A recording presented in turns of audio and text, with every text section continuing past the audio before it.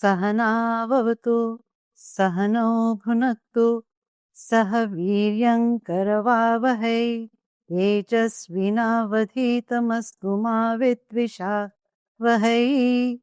Om Shanti Shanti Shanti. Welcome everyone.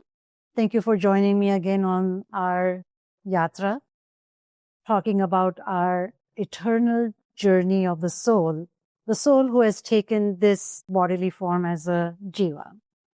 So last time when we spoke, we established two coordinates. One was the starting point. We focused on the starting point, knowing where we are, what are we equipped with. And we saw that we were born as a bundle of joy, where our inherent peace, joy, happiness, everything is bundled with additional components such as our likes, dislikes, our desires, talents, skills. So everyone is endowed with unique talents and skills that are meant to be discovered and utilized throughout this journey of life. But more often than not, what happens is instead of our focus turning inwards towards this peace, joy, and happiness, our focus goes outwards and we are constantly in search of that next thing that's going to bring me the missing components or make me feel complete or make me feel fulfilled. And we saw that was a wrong approach, because the happiness that we are seeking is already inside of us, not outside. So even now, it's not too late to just pause and take a stock of our strengths. So today we'll turn our attention to the second coordinate, which was the goal or the destination. Where are we trying to reach? This question presents itself in many different ways, such as defining my purpose, finding my calling, or how do I find meaning in what I do? How do I create an impact? What legacy do I want to leave behind? Or in corporate world, they ask us, what problem are you trying to solve? How are you showing up authentically? Or what is it that makes you feel alive? How do I know I'm being in my element or not? So regardless of the flavor of the question, all these questions point to the one fundamental question we all grapple with. It's who am I and what am I doing here? Translates as what is the purpose or goal of my life? So for the sake of this discussion, I'm going to tackle those two questions, my identity and my goal, so that it sets us on track for this expedition that we are all on. We all want to experience that peace, joy, happiness, not the one that's dependent on acquiring something, like after I get something, I become peaceful or happy, but it's that blissful state that we are all seeking, which is independent of things, people, or places, or as we call as vastu, vyakti, paristhiti. Regardless of all of these, the bliss is not hampered. So this journey of life definitely takes us somewhere, right? It takes us to that promised land or to some destination. And we are all in this together, regardless, as I mentioned, regardless of our race, religion, nationality, we're all part of humanity. Now imagine your reaction if you were on a train ride, I love train rides, or if you were on a flight and you ask, you're going on a flight to New York and you ask the person sitting across you, where are they headed? And they think the flight is going towards California. How insane is it? Like, it doesn't happen that way, right? That this part of the flight or the train goes to New York and the other one reaches California. That is absolutely insane. It does not happen like that. And that's why even in airplanes, when we first embark, that's the very first announcement is the flight is headed in this destination, so that at the onset, we are all aligned in knowing where are we headed. So our Hindu philosophy provides us the framework of what are the goals of human life, and that's called as the Purushartha. Dharma, Artha, Kama, Moksha. Now, Dharma is commonly understood as righteous living. Artha is the pursuit of materialistic life in terms of wealth, career, financial security. So all our materialistic pursuit is the Artha. Kama is understood as the pursuit that's fueled by your passions, your desires, your emotions or your pleasures. And moksha is the freedom or liberation that we all yearn for. And the sequence, the dharma, artha, kama, moksha, that sequence is very important. And I'll go into a little depth of why. This framework provides us the guardrails for living joyously and in harmony with ourselves and in harmony with nature. Now, dharma and moksha, these are like two banks of the river, and they have to be extremely strong banks through which the river of life flows. And stepping outside those guardrails is disastrous and definitely not in the books to go beyond these limits. Dharma is the basis of our living. We are all visitors in this universe. So we should live by the rules of the universe. Remember, when you visit a different country, those laws of that country apply to you. So if we are visiting the universe, the universal laws apply to us. Unrighteousness creates havoc and a lot of turmoil while disturbing the harmony both within us and outside of us. Now, that was dharma. Artha should also be aligned with dharma. So pursuit of monetary gains per se is not bad. And wealth acquired through honest and righteous means will definitely bring us peace and joy as compared to the wealth acquired through deceitful means. You already know that that was a big no-no, and you will never have a peaceful sleep if you know you've done something wrong, right? So not only do we get this wealth from righteous means, but we also should pour it back for the purposes of dharma. So you get and you give, both from a dharmic viewpoint. And the artha, the wealth that you gain, should also be used to fuel your desires. There's nothing wrong with pursuing your pleasures and your desires, but they have to be within these two boundaries that we talked of, dharma on one side and moksha on the other side. So the kama, or the desires that we pursue, should be done in a responsible manner such that it makes the journey much more fulfilling. Now, our Puja Gurudev used to always say very lovingly, in life you get what you deserve, not what you desire. So the important point here is to just trust the process. Rest assured that you will definitely get what has been ordained for you. If it's meant to be, it will find you and it will come to you effortlessly. And if it's not meant for you, then no amount of gymnastics or the hoops that you jump through to claim it, it will not come to you. So whether it's an opportunity or a relationship that you're pursuing, if it's not meant to be a part of life, if it's meant to be a part of your life, it will find its way naturally. And if it's because it's in the divine plan. But if it's not meant for you, it just will not happen. So the best thing to do is sit back, relax, and enjoy the flight instead of stressing out to manifest it as per your plan, as per your timing. The universe has its own will and its own timing of how it's going to give you those things. So if things don't turn out according to our plan, we may at that moment feel devastated and, endlessly go on questioning, why did this happen? Or why did this happen to me? Why does this happen only to me?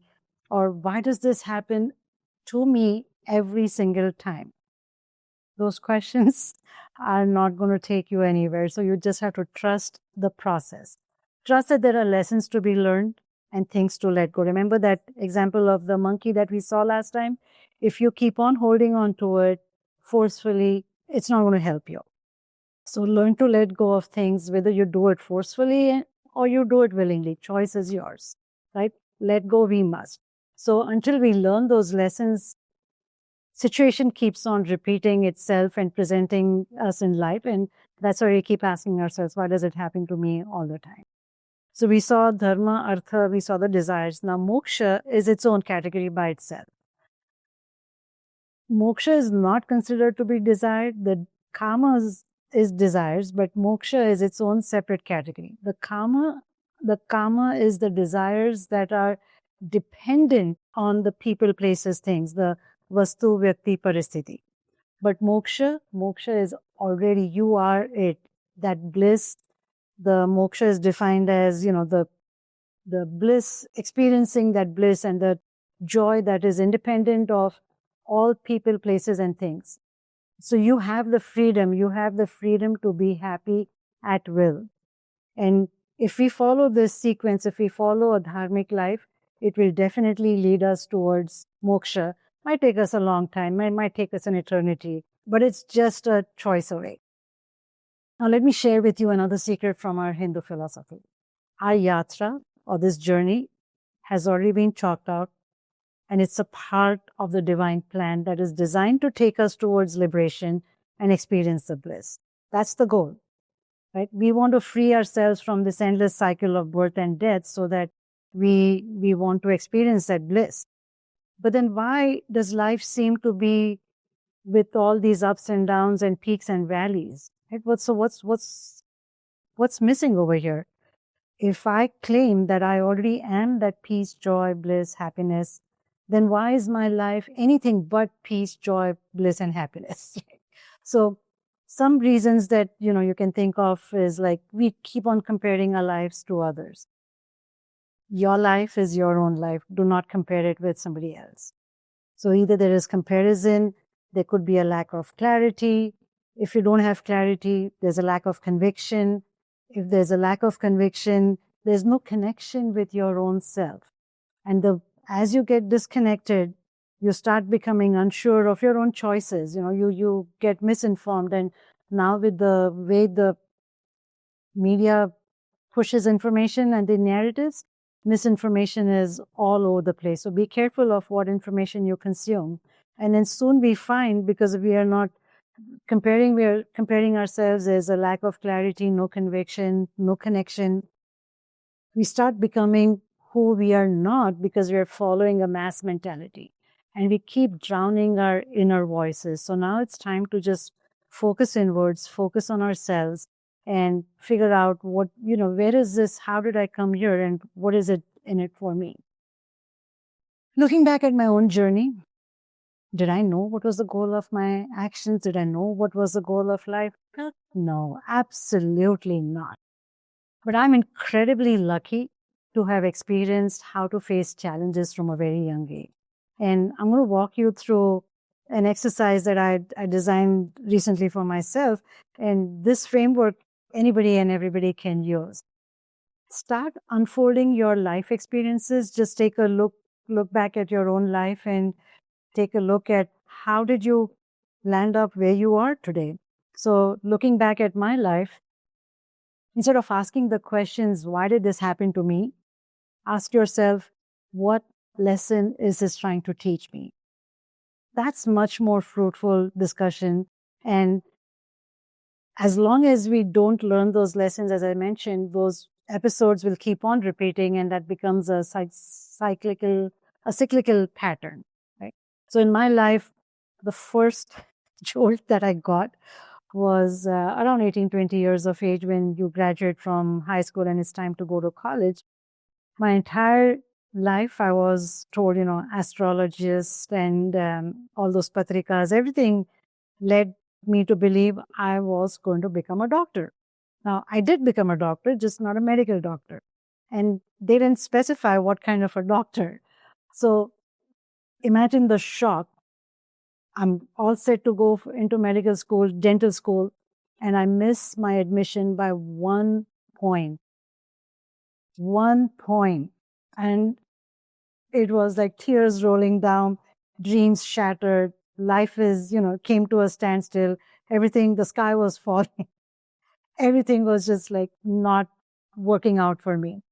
So I went and enrolled into home economics. In Marathi, we call it kind the tupashi, like either I have the best or I'll stay hungry, upashi.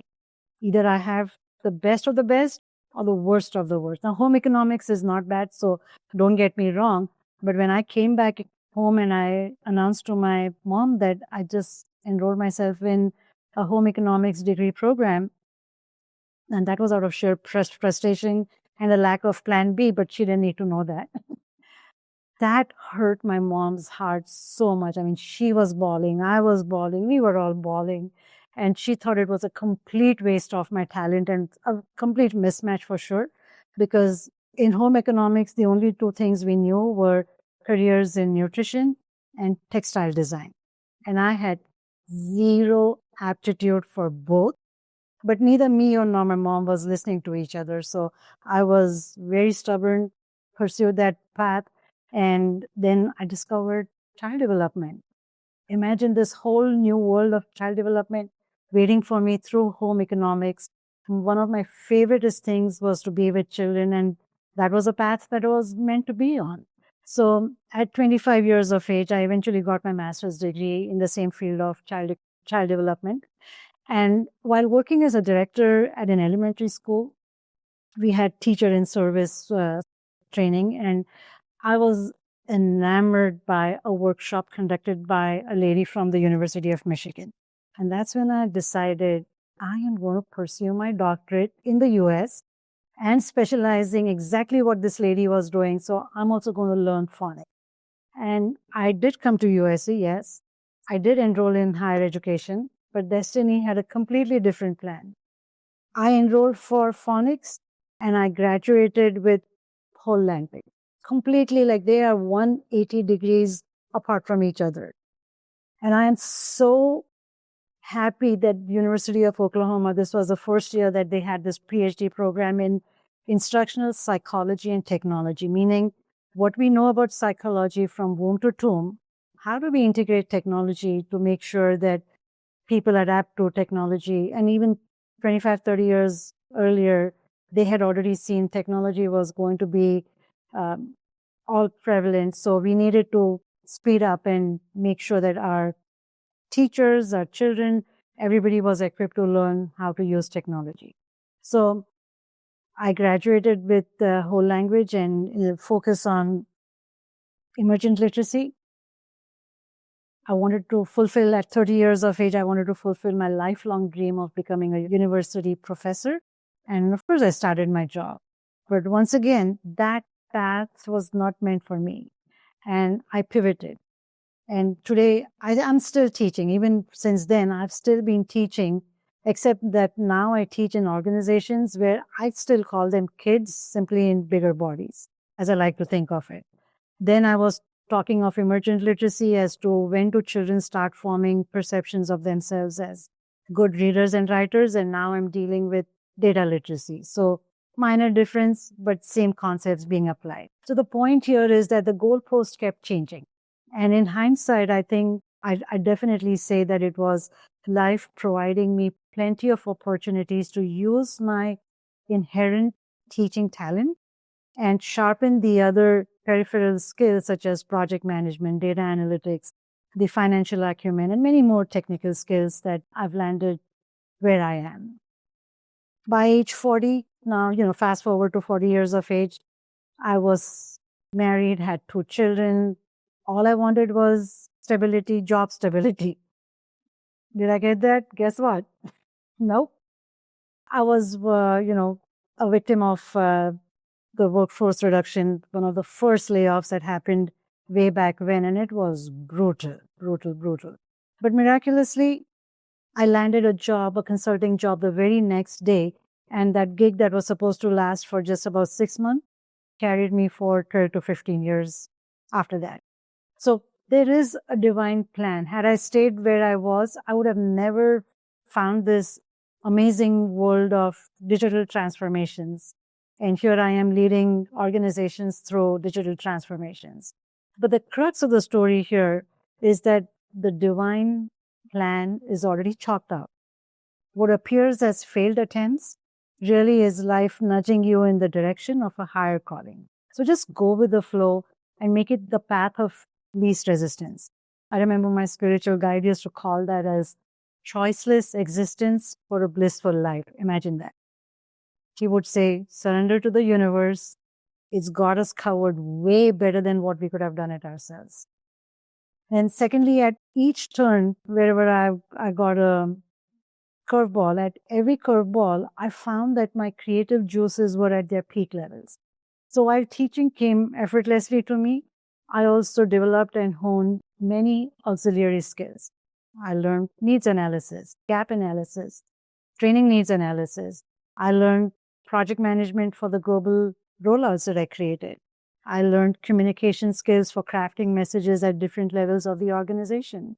I learned how to collaborate with the technical teams and then the subject matter experts, bridging the gap by simplification and designing instruction for the least common denominator in the organization. So it wasn't a complete waste of time. The universe exactly knew what it was doing and what was it preparing me for.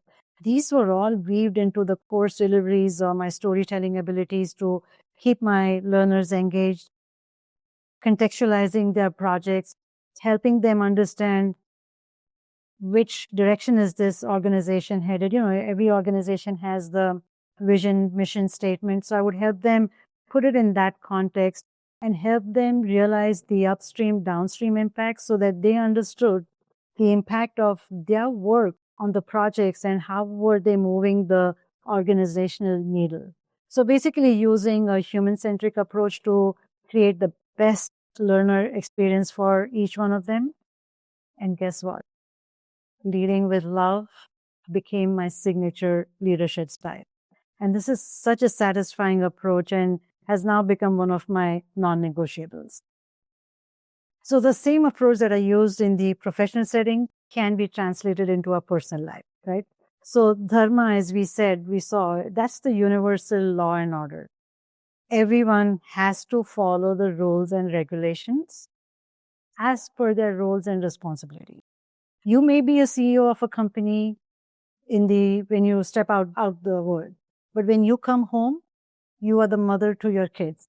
You are a wife, you are a daughter-in-law, you're a sister, you're a friend, and many other hats that we all wear. Each role demands a different responsibility from us. And there is a huge ripple effect. Our actions and our choices not only impact us and our immediate surroundings in our home environment, but it impacts our communities. It impacts the state. It impacts our nation.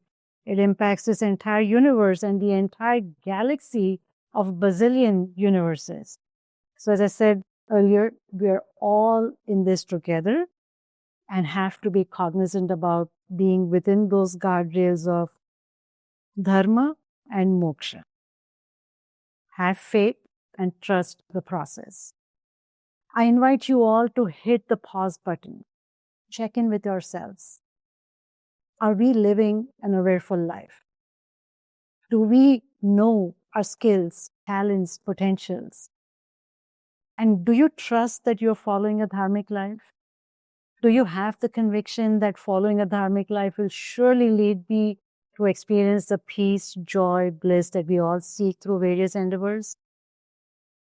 What is the price you pay for compromising and leading a life that is not aligned with yourself? When we live in alignment, we say we are at ease. And when we are misaligned, it's a disease. It becomes a disease. So have a firm conviction that we are not meant to be a failure. That failure is not an option. We may have to redefine our measure of success.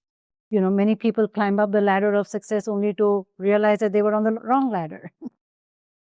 Imagine spending years pursuing goals and achieving what we thought was success, only to discover that their definition of success or the path that they took was not aligned with their true values or what truly matters to them.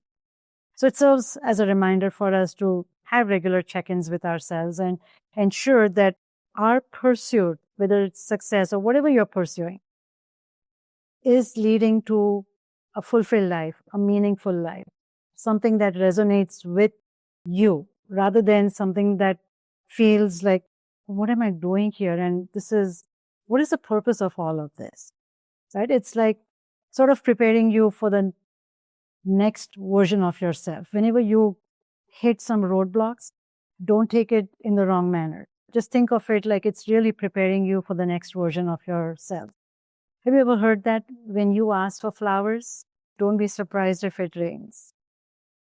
Achieving good things often comes with facing challenges or difficulties along the way because it's preparing us to reach where we are meant to reach. So slowly this framework started making sense, and I hope it starts making sense to you. I have learned to trust and embrace this divine plan, and it could not have been crafted more carefully. And that's the reason I have so much joy in showing up, and I choose to show up with joy every single time, no matter where I am. And I invite you to do the same. And in today's closing prayers, we're going to do the Shanti part that also reminds us that we are complete. We come from completeness. We are complete ourselves, and you just cannot take anything away from this completeness, because that is infinite completeness. So please join me. Om Purnamatam Purnamidam Purnat Purnamudachyate Purnasya Purnamadaya Purnameva Vashishyate. Om Shanti Shanti Shanti. Hari Om Shri Guru Pyo Namaha. Hari Om. I'll see you next time. Thank you.